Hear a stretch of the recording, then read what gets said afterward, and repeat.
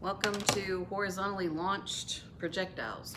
Some of you have been requesting that I do a couple of these. I guess the team's meeting I didn't record it well enough, so I'm going to throw this up here on the channel for you. Horizontally launched projectiles have a certain set of rules.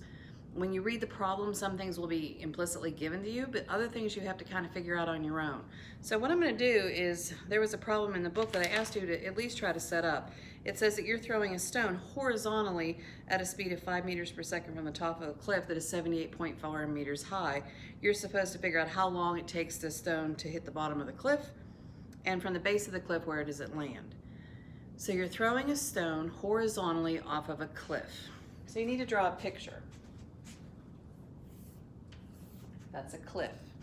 And it says it's being horizontally thrown. That is a key expression that you need to make sure that you understand what that's telling you.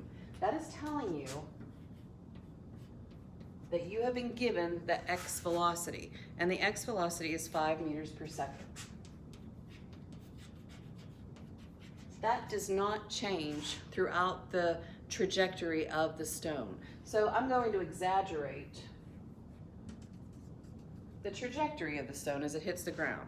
They've told us that the cliff is 78.4 meters high.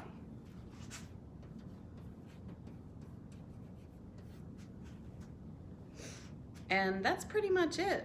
And what they want to know is, how long is the stone in flight and where does it land? Well, where does it land? That's how far from the base of the cliff. That's a horizontal value. That's a horizontal displacement.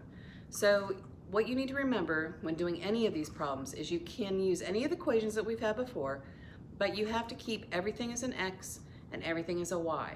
So anything that's a vector quantity, acceleration or velocity or displacement, you have to use all the x's or all the y's. In these problems, the reason they're called projectiles, they're being projected into the air, and then the only thing acting on them is gravity once they leave your hand. And of course, as always, we pretend that there's no air. This is what has been told to you and what you're looking for. What is implied or inferred that you have to understand is that there is an acceleration in the y direction only of negative 9.80 meters per second squared. And you've had that before as well. The other thing that's implied, in the x direction, there is no acceleration. Another thing that's implied, there is no initial y velocity. You're throwing it horizontally, and just as it leaves your hand, there is no vertical velocity. Now, as the stone starts to fall, that's going to change. There will be an x velocity which stays the same, and a y velocity which gets larger and larger and larger until it maxes out at the bottom.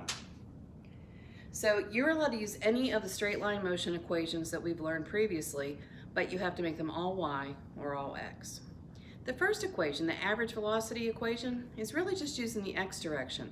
If you look at the rest of your equations on your equation sheet, you don't have enough information to use anything in the x direction, or the math won't work out, so that you really can't use any of those in the x direction. Since the second thing that they're asking for is where does it land, that is the equation that you're going to use. Notice how I put an x subscript on here. So that's what you're going to eventually use to figure out where it lands.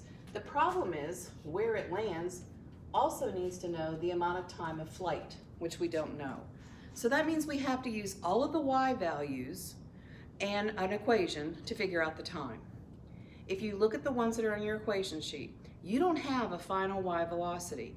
You have an initial y velocity, you have an acceleration in the y direction, and this 78.4, that's actually a displacement in the y direction. Notice how I made it negative, because it's going from the top to the bottom. That's a negative vector. It's going downward, therefore it's negative. So if you look at your list of equations and change everything to a y value,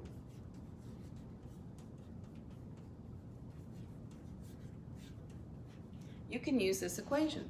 And all I've done is I've taken everything that used to be an x, or had no subscript at all, and changed it into a y value. The initial y velocity for this stone coming off of this cliff, it's being thrown horizontally. Therefore, this is 0. That makes this entire factor 0. I know ay. I know delta y. I can solve for the time. I multiply both sides by 2. I divide by ay. and I take the square root. It's just algebra with strange letters. Then I put the values in.